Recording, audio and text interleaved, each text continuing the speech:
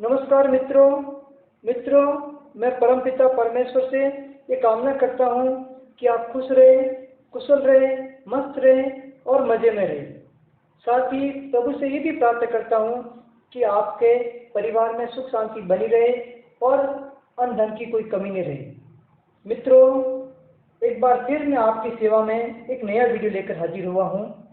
इस वीडियो के अंतर्गत आज हम जातक की कुंडली के धन भाव के स्वामी धनेश पर चर्चा करेंगे कि धन भाव के जो स्वामी हैं वो कुंडली के द्वादश भाव में किस प्रकार का शुभ और अशुभ फल प्रदान करते हैं, इसके बारे में चर्चा करेंगे। तो मित्रों, वीडियो शुरू करने से पहले आपसे विनम्र निवेदन है कि आप हमारे चैनल को सब्सक्राइब करें, वीडियो को लाइक और कमेंट्स करें। तो मित्रों, वीडियो शुरू करते हैं। बात करते हैं किसी जातक की कुंडली के धनेश की। सबसे पहले बात करते हैं किसी जातक की कुंडली का धनेश कौन होगा। तो जातक की कुंडली के द्वितीय भाव में जो राशि बैठी है उसका जो स्वामी होगा वो जातक की कुंडली का धनेश होगा, जातक की कुंडली के धन भाव का स्वामी होगा। ये जो मैंने कुंडली ली है इस वीडियो में वो मेष लग्न की कुंडली ली है। तो इस मेष लग्न की कुंडली में धन भाव में जो राशि बैठी है वो वृषभ राशि बैठी है। इस प्रकार इस जातक की कुंडली में जो मैंने उदाहरण के तौर पर ये कुंडली ली है, तो इस कुंडली में धनेश जो हुए वो हुए शुक्र। तो मैंने शुक्र को 12 भावों में बिठा दिया है। तो इस 12 भावों में शुक्र का किस प्रकार का फल होगा, आपकी कुंडली में हो सकता है कोई अन्य राशि बैठी है, तो उसके आधार पर, राशियों के स्वामी के आधार पर आप धनेश का पता कर सकते हो और ये भी पता कर सकते हो कि आपकी कुंडली में धनेश कौन से भाव में बैठे हैं और किस प्रकार का फल प्रदान करते हैं। बात करते हैं धनेश की। किसी धन भाव के स्वामी है वो लग्न भाव में बैठ जाए तो किस प्रकार का फल प्रदान करते हैं। तो यदि धन भाव के स्वामी लग्न में बैठ जाते हैं तो व्यक्ति अपने स्वयं के प्रयास से, खुद के प्रयास से, खुद की मेहनत से धन कमाता है। साथ ही ऐसा व्यक्ति बहुत सुंदर होता है, दिखने में बहुत सुंदर होते हैं और बहुत ज़्यादा धनाढ़ी होते हैं। ऐसे व्यक्ति के जो परिवार वाले हैं, ऐसे जातक के जो परिवार है वो भी बहुत समृद्ध होता है, यानी समृद्ध परिवार से ताल्लुक रखते हैं, धनवान परिवार से, यानी धनी परिवार से ये सब ताल्लुक रखते हैं। यदि यहाँ पर जो बैठा धनेश है, यानी लग्न भाव में जो बैठा धनेश है वो बहुत मजबूत है, उच्च राशि में बैठा है और मित्र राशि में यदि बैठा है, यानी कुल मिला के कहा जाए यदि बली है, मजबूत स्थिति में है, तो ये जो धनेश है व्यक्ति को बहुत ज़्यादा धनवान बनाता है, श्रेष्ठ गुणवान बनाता है और ऐसा व्यक्ति अनेक संसाधनों से बहुत ज़्यादा धन इकट्ठा करता है और धन की बचत भी करता है, क्योंकि ऐसे व्यक्तियों के मस्तिष्क के माइंड में, दिमाग में धन होता है और ऐसे व्यक्ति को हमेशा ये लालसा रहती है कि वो ज़्यादा से ज़्यादा धन कमाए और धन कमाने की इनमें बहुत ज़्यादा चेष्टा होती है। ये बार बार धन कमाने के लिए अथक प्रयास भी करते हैं और इसमें सफल भी होते हैं और ये व्यक्ति जीवन में बहुत ज़्यादा धन कमाते हैं और उनका भोग भी बहुत ज़्यादा करते हैं। बात करते हैं यदि यहाँ पर धनेश लग्न में यदि अशुभ है या निर्बल है या किसी पाप ग्रह से भ्रष्ट है, तो ऐसे व्यक्ति के जीवन में बहुत ज़्यादा धन की हानि होती है। ये व्यक्ति भी फिजूल खर्चे करते हैं, अनैतिक कार्यों में इनका धन व्यय होता है और साथ साथ ऐसे भी काम करते हैं जिसमें बहुत ज़्यादा धन का व्यय होता है। जो काम करना नहीं होता है ऐसा काम भी इनसे धनेश करवा लेते हैं, जिसके कारण इनका जीवन बहुत ज़्यादा संकट में पड़ जाता है। कई बार इनके पास में धन की इतनी कमी आ जाती है कि वो अपना गुजारा भी नहीं कर पाते हैं। तो इसलिए यदि धनेश अशुभ राशि में बैठे हैं लग्न में, तो व्यक्ति को ध्यान रखे कि वो व्यक्ति फिजूल खर्चा नहीं करे, अनैतिक रूप से खर्चा नहीं करे, किसी अनैतिक कार्यों पर भी खर्चा नहीं करे, यानी कि बचत की भावना बढ़ाए, बचत करने की जो जिज्ञासा है वो रखे, कुल मिलाकर धन का संग्रह करना सीखे। अब बात करते हैं यदि धन भाव के स्वामी खुद के भाव में बैठ जाए, धन के भाव में बैठ जाए, तो फिर तो बहुत ही सोने पे सुहागा होता है। ऐसे व्यक्ति बहुत ज़्यादा धनी होते हैं, ऐसे जातक के पास में अपार धन संपत्ति होती है और ये स्थिति ऐसी होती है कि इसमें धन संपत्ति की बहुत अच्छी स्थिति हो जाती है। इसके पास में एक से अधिक संपत्तियाँ होती हैं, एक से अधिक आलीशान मकान होते हैं, व्यक्ति के पास में अनेक प्रकार के आय के संसाधन होते हैं और व्यक्ति अनेक प्रयोजनों से व्यक्ति अनेक प्रयासों से धन कमाता है और साथ साथ अपने माता पिता से भी इनको सहयोग मिलता है। परंतु एक समय ऐसा आता है, यदि यहाँ पर धनेश अशुभ राशियों में है या नीच स्थिति में है या शत्रु राशि में व्यस्त है, ऐसे समय में ऐसे व्यक्ति धन तो कमाएगा, परंतु इसके जीवन में यानी जो माता पिता का सुख है, जो भाई का सुख है, वो बहुत कम मिलेगा और वैवाहिक जीवन में भी अलगाव स्थिति हो जाएगी, क्योंकि यहाँ पर धन का क्या करेंगे, नाश करेंगे। धन तो इनके पास होगा, बाकी उस धन का क्या करेंगे, नाश करेंगे। इससे कारण जो इनके पति पत्नी के बीच में संबंध है वो थोड़े कमजोर हो जाएंगे, उनके बीच में अलगाव की स्थिति हो जाएगी। परंतु ये भी देखा गया है कि द्वितीय भाव में यदि धनेश मौजूद है, द्वितीय भाव में यदि धनेश स्थित है और वो धनेश पाप ग्रह से दृष्ट है, तो कई बार ऐसा होता है कि ऐसे व्यक्ति को विज्ञान के विषय में यानी विज्ञान विषय में जो शिक्षा ग्रहण करते हैं उनमें बहुत ज़्यादा सफलता प्राप्त होती है और ये अच्छी विद्या अर्जन करके उसका विशिष्टता के साथ में उपयोग भी करते हैं। हो सकता है ऐसे जातक विज्ञान की पढ़ाई करने के बाद में वैज्ञानिक बन जाए, शोध कार्यों में भी इनको महत्वपूर्ण सफलता मिलती है। कुल मिला के कहा जाए कि यदि धनेश द्वितीय भाव में यदि शुभ है तो व्यक्ति को बहुत ज़्यादा धनी बना देते हैं, यानी व्यक्ति जहाँ भी हाथ डालेगा उसको धनी मिलेगा। परंतु यदि अशुभ स्थिति में बैठ जाए या पाप ग्रह से दृष्ट हो जाए तो धन का व्यय होगा, वो अच्छी जगह होगा, शिक्षा पर व्यय होगा, और शिक्षा में कोई बाधा आ गई है तो वह ज़्यादा धन का खर्चा होगा। परंतु यदि पाप ग्रह से दृष्ट हो जाए तो कई बार देखा जाता है कि व्यक्ति की जो एजुकेशन है वो विज्ञान विषय की होती है, विज्ञान विषय में ज़्यादा इंटरेस्ट होता है। तो ये तो बात हुई कि यदि धन भाव का स्वामी जो है वो धन भाव में बैठ जाए तो किस प्रकार के शुभ सुफल प्रदान करते हैं, इसके बारे में अपने चर्चा की।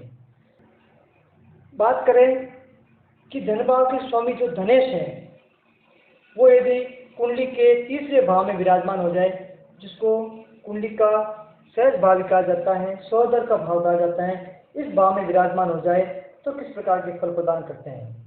तो यदि धनेश सहज भाव में बैठ जाए, तीसरे भाव में बैठ जाए, तो ऐसे व्यक्ति जो होता है वो कला, नाटक, फिल्मों से, संगीत से धन कमाता है। साथ साथ ऐसे जातक जो होते हैं वो अपने भाइयों से भी धन अर्जित करते हैं, अपने सहोदर से भी धन अर्जित करते हैं, अपने भाइयों के साथ में किसी प्रकार का पार्टनरशिप का इनका बिजनेस है तो उसमें भी इनको सफलता प्राप्त होती है। साथ ही ऐसे व्यक्ति भी फिल्मों में भी काम करे, किसी नाटक में भी काम करे तो वहाँ से भी ऐसे व्यक्ति धन अर्जित करते हैं। परंतु धनेश पर यदि अशुभ ग्रह का प्रभाव हो तो ऐसे व्यक्तियों को धन की बहुत ज़्यादा हानि होती है और ये हानि उनके भाइयों के द्वारा होती है।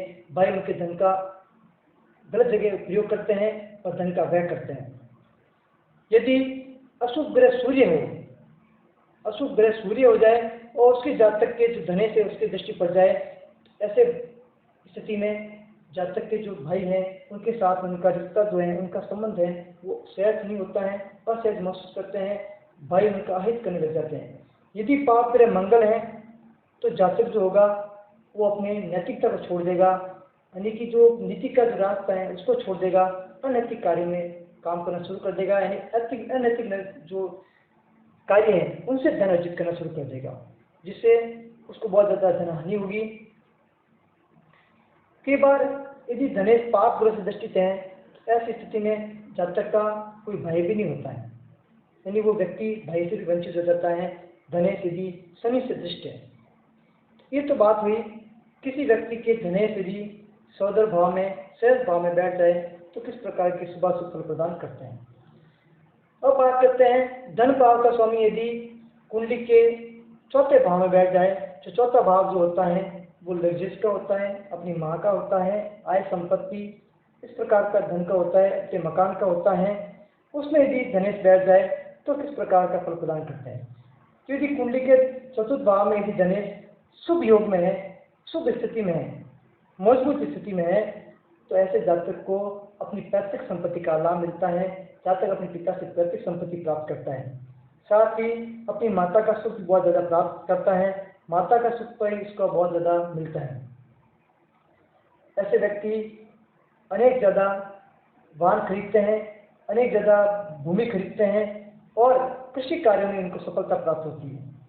ऐसे व्यक्ति को शिक्षा के द्वारा भी धन अर्जित होता है। यदि व्यक्ति शिक्षा के द्वारा नौकरी प्राप्त करता है तो भी वो बहुत ज़्यादा धन प्राप्त करता है।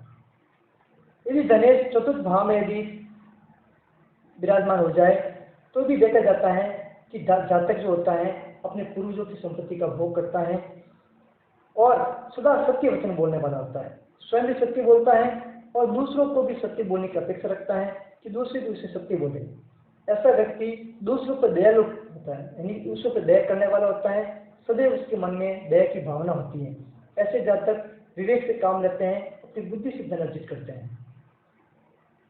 परंतु यदि चतुर्थ भाव में यदि शुक्र अशुभ स्थिति में हो जाए, शुक्र है यहाँ पर धनेश शुक्र है तो मैं शुक्र की बात कर रहा हूँ, तो धनेश यदि अशुभ स्थिति में हो जाए तो ऐसी स्थिति में व्यक्ति की जो सब प्रकार की जो धन प्राप्ति की संभावना है उनका नाश हो जाता है। व्यक्ति भी वहाँ से धन प्राप्त करा था, यानी उसका वाहन कहीं कंपनी में लगा हुआ था, वाहन कहीं किराए पर लगा हुआ था, तो उससे भी धन की हानि होती है। उनके मकान यदि किराए पर दे रखा था तो उसके मकान से भी हानि होगी, व्यक्ति संपत्ति से भी हानि होगी, कृषि कार्य होगा उसमें भी उस व्यक्ति को हानि होगी। और ये चतुर्थ भाव में जो धनेश है वो नीच का है तो संपत्ति की हानि करता है, उसकी संपत्ति बिक भी सकती है। और यदि इस पर शनि की दृष्टि पड़ जाए, धन भाव के स्वामी यदि चतुर्थ भाव में बैठे हैं और शनि महाराज इनको कहीं की दृष्टि देख रहे हैं, चाहे वो तीसरी दृष्टि से देख रहे हैं, चाहे वो सप्तम दृष्टि से देख रहे हैं, चाहे वो 10वीं दृष्टि से देख रहे हैं, किसी प्रकार से यदि चतुर्थ भाव में बैठे धनेश को यदि शनि महाराज देख रहे हैं तो ऐसे व्यक्ति को चोरी से भी धन हानि होती है, यानी ऐसे व्यक्ति के घर चोरी भी हो सकती है। कुल मिलाकर कहा जाए तो यदि धनेश अशुभ स्थिति में है तो व्यक्ति के संपत्ति का नाश होगा, व्यक्ति के वाहन का नाश हो सकता है, यानी उसकी जितनी भी अर्जित धन है उनका नाश होना शुरू हो जाता है। अब बात करते हैं यदि धन भाव के स्वामी धनेश व्यक्ति की कुंडली के पंचम भाव में विराजमान हो जाए। पंचम भाव जो होता है वो व्यक्ति की बुद्धि का होता है, संतान का होता है। तो इस भाव में यदि धनेश बैठ जाते हैं तो ऐसे व्यक्ति और धनेश यदि शुभ स्थिति में है, किसी पाप ग्रह की दृष्टि नहीं है, उच्च राशि में बैठे हैं, शुभ ग्रह से दृष्ट है, तो ऐसे व्यक्ति लॉटरी से भी धन कमाते हैं।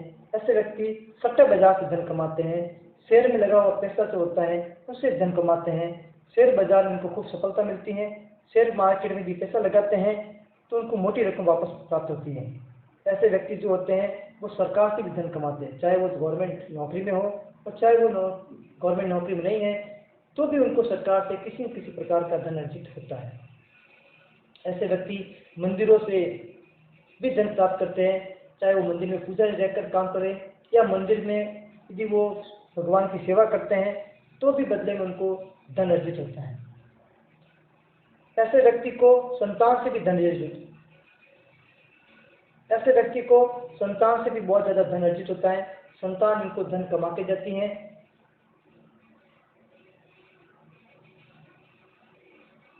ऐसे जातकों की जो संतान होगी बहुत ही धनवान होगी। यदि धनेश पंचम भाव में यदि अशुभ ग्रह से युक्त है, पाप ग्रह की दृष्टि पड़ रही है तो जातक के धन की हानि करते हैं। और ऐसा माना जाता है कि ऐसे व्यक्ति की बुद्धि भी भ्रष्ट हो जाती है और बुद्धि भ्रष्ट होने के कारण वो व्यक्ति अपने धन का व्यय करना शुरू कर देते हैं और वह भी बहुत ज़्यादा गलत कार्यों में, अनैतिक कार्यों में व्यय का शुरू हो जाता है। ऐसे व्यक्ति यदि शेयर मार्केट में पैसा लगाता है तो शेयर काट के पैसा डूब जाता है, सट्टे बाजारों में पैसा इनका डूब जाता है। कोई लॉटरी का टिकट लगता है तो लॉटरी भी इनकी नहीं खुलती है यदि धनेश पाप ग्रह से दृष्ट है और पंचम भाव में विराजमान है। तो कहा जाए तो यदि पंचम भाव में धनेश विराजमान है और वो पाप ग्रह से दृष्ट है या मजबूत स्थिति में नहीं है, शत्रु राशि में है या नीच राशि में विराजमान है, तो ऐसे व्यक्ति को शेयर बाजार से दूरी रखनी चाहिए। शेयर बाजार में किसी प्रकार का धन नहीं रखना चाहिए और सट्टे बाजार, जुआ वगैरह खेलना बंद कर देना चाहिए। और खेलते भी हैं तो उनको सफलता प्राप्त नहीं होगी। अब बात करते हैं यदि धन भाव के स्वामी कि जातक की कुंडली के छठे भाव में विराजमान हो जाए, जो व्यक्ति के शत्रु का, व्यक्ति के रोग का भी कहा जाता है, व्यक्ति के ऋण का कहा जा सकता है। इस प्रकार के भाव में यदि धनेश विराजमान हो जाए तो इस प्रकार से जातक चिकित्सा के क्षेत्र में बहुत ज़्यादा तरक्की करता है, चिकित्सा से क्षेत्र से भी धन अर्जित करता है, चाहे वो डॉक्टर बन के धन अर्जित करे, चाहे वो कंपाउंडर बन के धन अर्जित करे, चाहे वो मेडिकल की दुकान खोलकर धन अर्जित करे, यानी चिकित्सा के क्षेत्र से धन अर्जित करता है। यदि छठे भाव में धनेश विराजमान हो जाते हैं तो ऐसे व्यक्ति अपने शत्रु से भी धन कमाता है, अपने विरोधी से धन कमाता है। ऐसे व्यक्ति कानून से भी धन अर्जित करता है। यदि वो वकील है तो वकील केस लड़कर धन अर्जित करता है, और यदि वो मजिस्ट्रेट है तो भी उसको सरकार तनख्वाह देती है न्याय देने के लिए। ऐसे व्यक्ति और अपनी चतुराई से भी धन कमाते हैं। ऐसे व्यक्ति जिसके धनेश छठे भाव में विराजमान है, ऐसे व्यक्ति धोखेबाजी से, विश्वासघात से, छल कपट से भी धन अर्जित करते हैं। यानी इनके मन में, इनके दिमाग में केवल और केवल धन कमाना होता है, चाहे वो धन कैसे भी कमाए, भले किसी का अहित करके कमाए, चाहे किसी की चोरी करके करे, चाहे किसी के साथ छल कपट करके धन कमाए। इनके दिमाग में हमेशा सिर्फ और सिर्फ पैसा होता है और ये धन अर्जित करते हैं। कुल मिलाकर कहा जाए तो धनेश है वो यदि छठे भाव में बैठ जाए तो व्यक्ति के लिए बहुत ज़्यादा शुभ होता है और उस भाव की वृद्धि करता है, धन में वृद्धि करता है, क्योंकि व्यक्ति के दिमाग में केवल धन कमाना ही होता है और व्यक्ति यन के प्रकार धन प्राप्त करता है। ये तो बात हुई कि व्यक्ति के कुंडली के धन भाव के स्वामी धनेश यदि व्यक्ति के छठे भाव में बैठ जाए, कुंडली के छठे भाव में बैठ जाते हैं तो किस प्रकार का फल प्रदान करते हैं। अब बात करते हैं कि धन भाव के स्वामी धनेश हैं वो जातक की कुंडली के सप्तम भाव में विराजमान हो जाए तो किस प्रकार के शुभाशुभ फल प्रदान करते हैं। तो ऐसे व्यक्ति जो होते हैं उनको विदेशों से आय होती है, विदेशों से पैसा कमा सकते हैं, विदेश में नौकरी करके पैसा कमा सकते हैं, यानी इनके पास में विदेशी मुद्रा में धन प्राप्त होगा, चाहे वो विदेश खुद जाकर प्राप्त करे या वो शेयर में पैसा लगा करे। यानी ऐसे व्यक्तियों को डॉलर में एक बार पैसे जरूर आते हैं। साथ ही ऐसे व्यक्तियों के आय के स्रोत विदेश में बहुत ज़्यादा होते हैं, विदेश में उनके स्रोत होंगे, विदेश में व्यापार करेंगे। यदि लग्न वर्ग नवमास कुंडली में सप्तम भाव का स्वामी स्त्री ग्रह है, ऐसे जातक को अपनी स्त्रियों से, अपने सहयोगियों से, अपने भार्या से बहुत ज़्यादा धन प्राप्त होता है और धन कमाते हैं। हो सकता है ऐसे व्यक्ति की जो स्त्री है वो पढ़ी लिखी हो और वो खुद जॉब करे, खुद बिजनेस करे, तो व्यक्ति को धन कमा कर जाती है। परंतु यदि धनेश सप्तम भाव में यदि पीड़ित हो जाए, किसी पाप ग्रह से दष्ट हो जाए, किसी नीच राशि में विराजमान होता है, तो ऐसे व्यक्ति धन का बहुत अपव्यय करते हैं। ऐसे व्यक्तियों के पास में जो धन संचय होता है, जो बचत किया हुआ धन होता है, उसका व्यय होना शुरू हो जाता है और वो अनैतिक कार्य में, काम सुख में अपने व्यक्ति जो होते हैं, ऐसे व्यक्ति जो होते हैं वो काम सुख में अपने धन का व्यय करते हैं और कई बार तो वो इतने कामोत्तर हो जाते हैं कि वो अपना सब कुछ लुटा देते हैं और स्थिति ऐसी हो जाती है कि उनकी भार्या उनसे बहुत असंतुष्ट हो जाती है और इससे अलगाव पैदा हो जाता है। दाम्पत्य जीवन में खुशी कम हो जाती है, दुख ज़्यादा आ जाता है और बीच में जो दाम्पत्य जीवन में जो तारतम्य बैठ रहा था, पारस्परिक जो अंडरस्टैंडिंग थी वो खत्म हो जाती है। ऐसे व्यक्तियों को कहें कि यदि उनके धनेश यदि पाप ग्रह से दृष्ट हैं तो ऐसे व्यक्ति धन व्यय का जरूर ध्यान रखें, अनैतिक कार्यों में धन व्यय नहीं करें, काम भोग वाले कार्यों में धन व्यय नहीं करें, नहीं तो आपको परेशानी का सामना करना पड़ सकता है। अब बात करें यदि धन भाव के स्वामी जो धनेश है वो कुंडली के अष्टम भाव में विराजमान हो जाए तो ऐसे जातक जो होंगे वो अपनी प्रत्येक संपत्ति से धन प्राप्त करेंगे। तो अष्टम भाव के जो धनेश हैं, यानी धनेश जब अष्टम भाव में विराजमान हो जाएंगे तो धनेश जो होंगे वो व्यक्ति को, जातक को अपने पिता से पैतृक संपत्ति प्रदान कराएंगे और पैतृक संपत्ति प्रदान करने में मदद करेंगे। ऐसे व्यक्ति जो होते हैं वो मरते दम तक धन कमाते हैं और किसी प्रकार की चिंता नहीं करते। चिंता इनके मन में नहीं होती है और ये धन कमाने में हमेशा लगे रहते हैं, निरंतर धन कमाते रहते हैं। साथ ही इस भाव में यदि धनेश बैठे हैं तो धनेश यदि पाप ग्रह से दृष्ट नहीं है और यदि शुभ स्थिति में है तो ऐसे व्यक्ति बहुत ज़्यादा धनी होते हैं। ऐसे व्यक्ति के पास में एक से ज़्यादा आय के स्रोत होते हैं। इनकी आय कभी रुकती नहीं है। एक बिजनेस यदि ठप हो जाता है तो दूसरे बिजनेस से इनको कमाई होनी शुरू हो जाती है।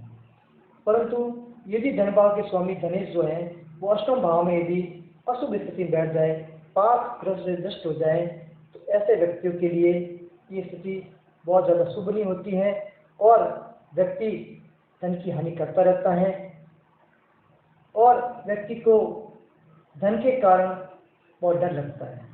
व्यक्ति धन के कारण बहुत डरा हुआ होता है, या तो उसके पास बिल्कुल धन नहीं होता है, या धन है तो वो धन की चोरी होने से भी बहुत डर लगता है। वो ये सोचता है कि कहीं वह धन को चुरा के नहीं लेकर जाए, तो धन की वजह से बहुत डरा हुआ होता है। इस कारण व्यक्ति बहुत ज़्यादा चिंतित होता है और अपने स्वास्थ्य का भी बहुत ज़्यादा ध्यान नहीं रख पाता है। इसके कारण उसको स्वास्थ्य समेत भी हानि होती है। ये तो हुआ कि धन भाव के स्वामी जो है वो यदि अष्टम भाव में बैठ जाए तो किस प्रकार का फल प्रदान करते हैं। अब बात करते हैं कि यदि धन भाव के स्वामी धनेश हैं वो यदि नवम भाव में बैठ जाए, यानी जो भाग्य का भाव है, धर्म का भाव है, इस भाव में यदि बैठ जाए तो ऐसे व्यक्ति के धन में बहुत ज़्यादा वृद्धि करता है। धनेश जो होंगे वो ये शुभ है और बली है, किसी पाप ग्रह से दृष्ट नहीं है, तो उसके भाग्य और धन का बहुत ज़्यादा परस्पर संबंध हो जाता है। और भाग्य और धन का यदि संबंध हो जाता है तो व्यक्ति बहुत ज़्यादा धनी हो जाता है, क्योंकि व्यक्ति के भाग्य में धन है और व्यक्ति के भाग्य में धन हो जाएगा तो व्यक्ति बहुत धनवान होगा। ऐसे व्यक्ति के पास में धन की कोई कमी नहीं होती है और ऐसे व्यक्ति जो होते हैं वो बहुत ही शुभ विचार वाले होते हैं और ऐसे व्यक्तियों के पास में एक से अधिक धन के संसाधन होते हैं। व्यक्ति अपने पिता से भी धन बहुत ज़्यादा धन प्राप्त करता है, पिता के धन से और ज़्यादा धन में वृद्धि करता है। हो सकता है पिता का कोई बिजनेस हो तो उस बिजनेस में भी ऐसे जातकों की बहुत बड़ी भागीदारी होती है और पिता के बिजनेस से ऐसे व्यक्ति धन अर्जित करते हैं। कुल मिला के कहा जाए तो ऐसे व्यक्ति को पैतृक धन बहुत ज़्यादा प्राप्त होता है, वो चाहे चर हो या अचल हो। ऐसे व्यक्ति को अचल संपत्ति भी बहुत ज़्यादा मिलती है। भाग्य इनका बहुत साथ देता है, यानी ऐसे व्यक्ति को भाग्य से धन मिलता है। जहाँ पर भी धन अर्जित करने को कार्य करते हैं उनको भाग्य साथ देता है और भाग्य साथ देने के कारण उनको वहाँ धन की प्राप्ति होती है। यदि नवम स्थान में धनेश यदि अशुभ स्थिति में है और यदि कोई प्रकार की अशुभ ग्रह से बैठा है और कोई अशुभ ग्रह से यदि दृष्ट है, ऐसी स्थिति में धनेश जो होंगे व्यक्ति के भाग्य को कमजोर कर देते हैं। तो व्यक्ति को धन प्राप्त होना है तो व्यक्ति को धन प्राप्त होता नहीं है और धन की हानि करते हैं। अब बात करते हैं कि किसी जातक की कुंडली के धनेश यदि उसके करियर भाव में बैठ जाए, दसम भाव में बैठ जाए, तो किस प्रकार का फल प्रदान करते हैं। तो दसम भाव में विराजित जो धनेश हैं ऐसे व्यक्ति को विद्वान बनाते हैं, ऐसे व्यक्ति को बहुत ज़्यादा धनवान बनाते हैं। व्यक्ति अपने कर्म से धन प्रदान करते हैं, क्योंकि यदि धनेश 10वें भाव में विराजते हैं तो यहाँ पर धन और कर्म का मेल होता है, परस्पर संयोजन होता है। तो व्यक्ति अपने कर्म से धन कमाता है, व्यक्ति अपनी बुद्धिमत्ता से धन कमाता है, व्यक्ति अपनी विद्वानता से धन कमाता है और व्यक्ति अच्छे कार्य से, अच्छे मार्ग पर चलकर धन अर्जन करता है और धन में ईमानदारी से धन कमाता है। ऐसे व्यक्ति भले सरकारी नौकरी में हो, भले कोई अच्छे पद पर आसीन हो, व्यक्ति हमेशा अपने ईमानदारी से धन कमाएगा। ऐसे व्यक्ति अच्छे मार्ग पर चलने वाले होते हैं और ऐसे जो व्यक्ति होते हैं वो नौकरी व्यापार में भी बहुत ज़्यादा लाभदायक होते हैं, धार्मिक क्रियाकलापों में बहुत ज़्यादा भागीदारी निभाते हैं और उनको बहुत ज़्यादा धन भी अर्जित करते हैं। साथ में ऐसे व्यक्ति धन अर्जित करने के साथ साथ में ये व्यक्ति धार्मिक क्रियाकलापों पर बहुत ज़्यादा धन खर्च करते हैं।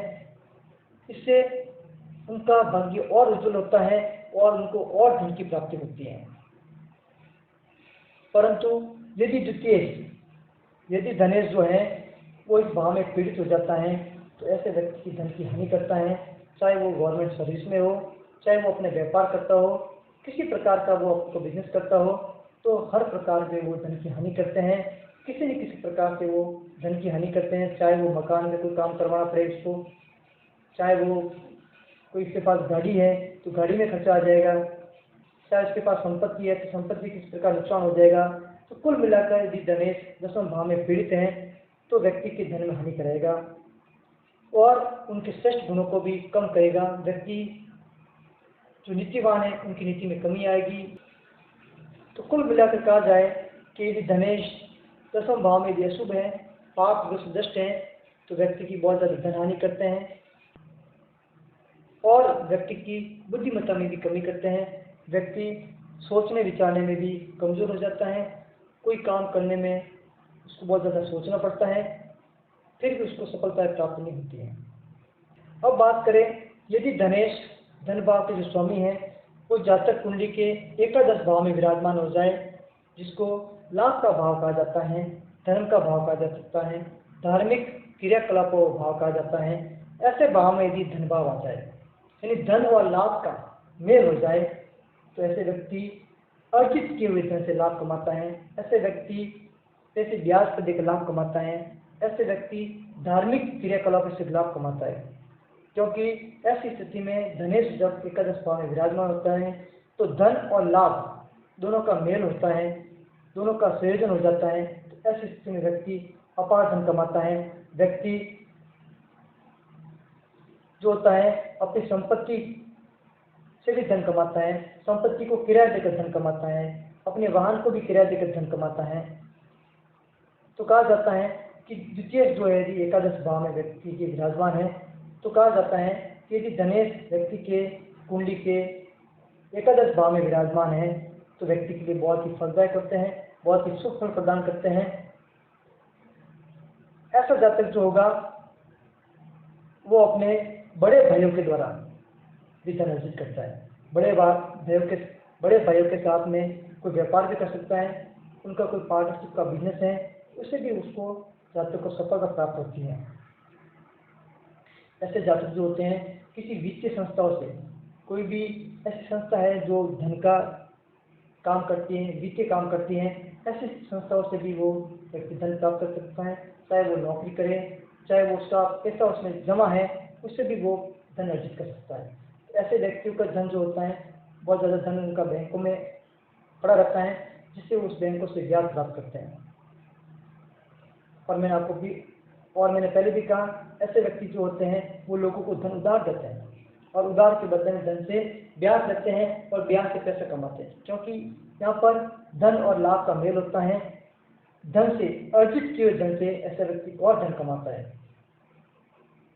कुल मिलाकर कहा जाए तो एकादश भाव में यदि धनेश विराजमान है तो व्यक्ति को बहुत ज़्यादा शुभ फल प्रदान करते हैं।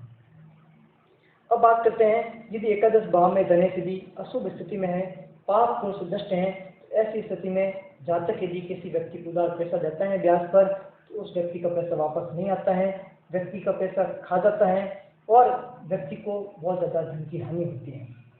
ऐसे व्यक्ति यदि किसी बैंक में पैसे रखे हैं, ऐसे कोई प्राइवेट बैंकों में पैसे रखे हैं तो प्राइवेट बैंक डूब जाते हैं और बैंकों में व्यक्ति का पैसा फंस जाता है। यदि धनेश एकादश भाव में यदि बहुत अशुभ स्थिति में है तो उनकी संपत्तियों से भी धन की हानि होती है। संपत्ति यदि किराए पर है तो व्यक्ति उनका किराया टाइम पे नहीं देते हैं, कई बार किराया वो देते ही नहीं है। और भाइयों के साथ में जो पार्टनरशिप बिजनेस है उनमें भी कई बार अड़चनें पैदा होती हैं, जिसके कारण उनकी पार्टनरशिप भी समाप्त हो जाती है। अब बात करते हैं कि यदि धनेश यदि जातक की कुंडली के द्वादश भाव में विराजमान हो जाए तो किस प्रकार के फल प्रदान करते हैं।